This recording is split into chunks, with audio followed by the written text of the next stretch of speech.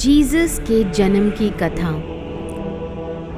एक समय की बात है, नाज़रेत नाम के गांव में ज़्यादातर लोग किसान और भेड़ बकरी चराने वाले थे।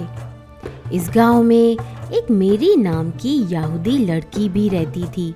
मेरी एक आज्ञाकारी और नेक दिल ईश्वर में विश्वास रखने वाली महिला थी। वह अपने माता पिता के खेतों में वह घर के रोज के कामों में सहायता करती थी।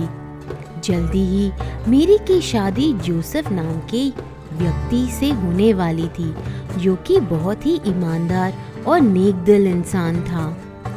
मेरी की सगाई से कुछ दिन पहले जब मेरी रात में आराम कर रही थी, उसे कोई मिलने आया।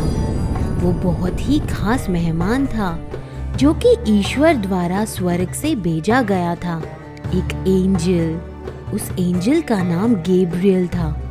जब मेरी ने अपनी आंखें खोली तो उसने एक चमत्कारी आकृति देखी, जो कि सफेद ऊर्जा से चमक रही थी।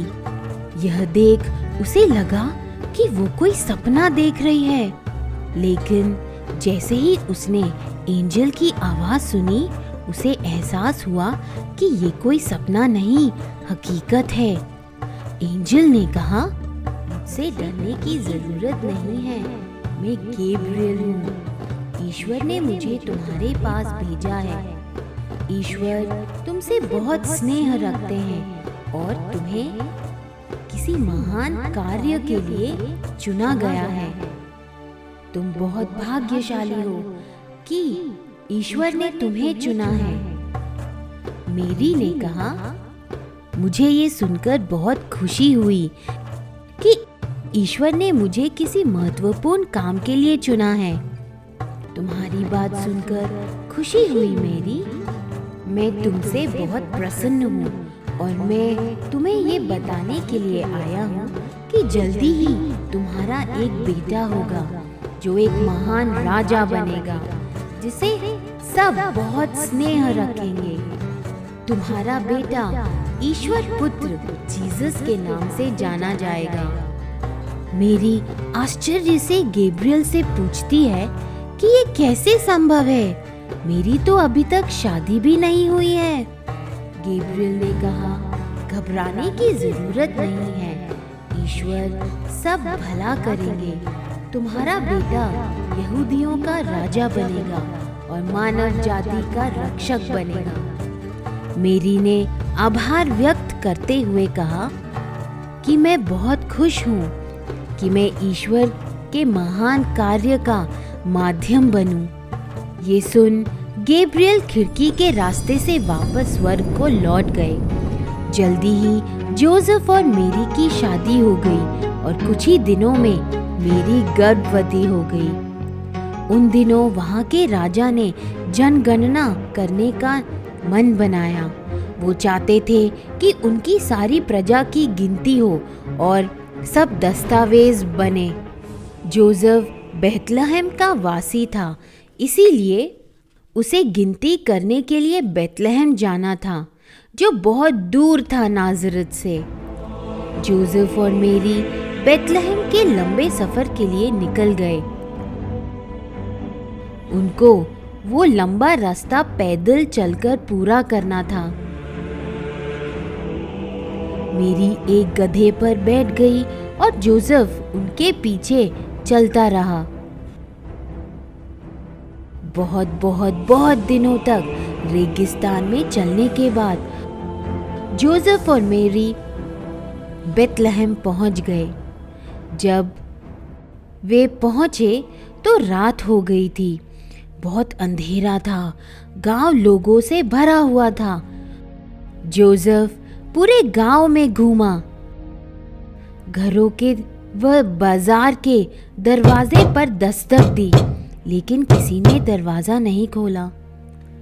मेरी अपने बेटे को जन्म देने वाली थी, इसीलिए ये बहुत ज़रूरी था कि उन्हें एक सुरक्षित स्थान मिले जहां वो आराम कर सके और बच्चे को जन्म दे सके। बहुत ढूंढने के बाद जोसेफ को एक खाली तबेला मिला जहां वो आराम कर सके। देर रात कुछ चमत्कार हुआ और मेरी ने एक खूबसूरत बेटे को जन्म दिया। मेरी बहुत खुश थी कि गैब्रियल की भविष्यवाणी सच हो रही थी। जीसस क्राइस्ट मानव जाति के संरक्षक का जन्म हुआ।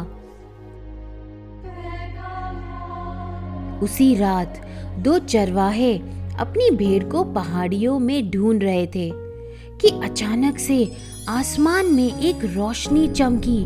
वो इतनी तीव्र थी कि उन्हें अपनी आंखें बंद करनी पड़ी। जैसे ही उन्होंने अपनी आंखें खोली, उन्हें एक एंजल दिखा। चरवाहों को समझ में नहीं आ रहा था कि क्या प्रतिक्रिया करें। उतने में एंजल ने बोला, डरने की जरूरत नहीं है, मैं तुम्हें एक खुशखबरी देने आया हूँ कि आज बेथलेहम गांव में एक बच्चे का जन्म हुआ है जिसका नाम जीसस है, जो कि संसार का तारक बनेगा। सबको बता दो कि जीसस, जो कि यहूदियों का रक्षक है, आज उसका जन्म हो गया है। जाओ और सबको ये खुशखबरी सुना दो। चरवाहे खुशी से हक्के बक्के रह गए और उन्होंने सोचा कि बच्चे को देख आते हैं, तो वो बेथलेहम की तरफ चल दिए। जैसे ही उन्होंने जीसस को देखा, वो खुशी से झुककर उनसे प्रार्थना करने लगे। उसी रात 3 व्यापारी रेगिस्तान में अपनी ऊँटों के साथ यात्रा कर रहे थे और अचानक से एक तीव्र रोशनी उन पर पड़ी और उन्होंने आकाश की तरफ देखा तो एक अद्भुत सितारा चमक रहा था जो पहले कभी नहीं देखा था। उन व्यापारियों को जीसस के जन्म की भविष्यवाणी के बारे में पहले से ही पता था और वो उसी का इंतजार कर रहे थे। और तारे को देख वे बेथलेहम की तरफ चल दिए। इस दौरान राजा हेरोद का शासन था, जो कि एक बहुत ही क्रूर और निर्दयी राजा था। जब 3 व्यापारियों ने राजा हेरोद को उस चमकते सितारे और जीसस के जन्म के बारे में बताया, तो राजा हेरोद चिंतित हो गया कि वो अब अपना शासन खो देगा। राजा ने तीनों व्यापारियों को जीसस को ढूंढने का आदेश दिया और कहा कि मिलते ही मुझे सूचित करें, जिससे मैं भी जाकर बच्चे को देख सकूं। परंतु मन ही मन राजा हेरोद उस बच्चे को मारने की योजना बना रहा था, क्योंकि उन्हें डर था कि जीसस बड़ा होकर उनका राज्य छीन लेगा। तीनों व्यापारी सितारे की तरफ बढ़ते हुए बहुत दिन यात्रा करने के बाद उस तबेले में पहुंच गए, जहां जीसस, मेरी और जोसेफ थे। वे उनको देखकर खुश हुए और श्रद्धा से झुक गए। वह जीसस के लिए सोने के उपहार लाए, जो बहुत ही अनमोल और कीमती थे, और वो जानते थे कि जीसस के जन्म का क्या महत्व है।